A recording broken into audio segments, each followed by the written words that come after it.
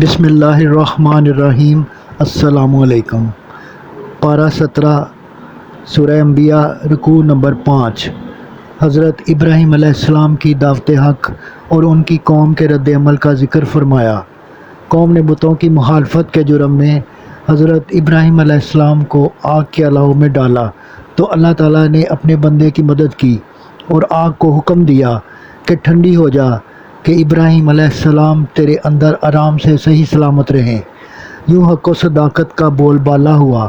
پھر ابراہیم علیہ السلام کو عراق سے شام پہنچایا اور اسحاق علیہ السلام اور یعقوب علیہ السلام انعام میں دیے اور انہیں پیشوا بنایا اور انہیں نماز قائم کرنے اور زکوٰۃ ادا کرنے کا حکم دیا۔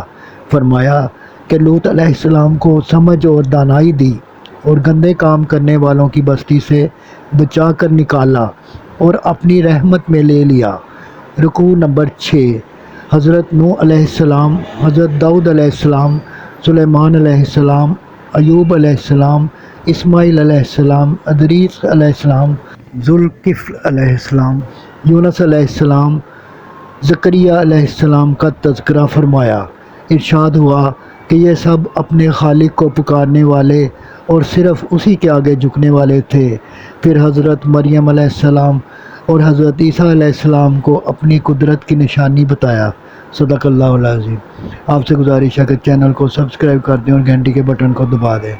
دعا ہے کہ اللہ تعالیٰ آپ کو صحت و تندرستی والی زندگی عطا فرمائے۔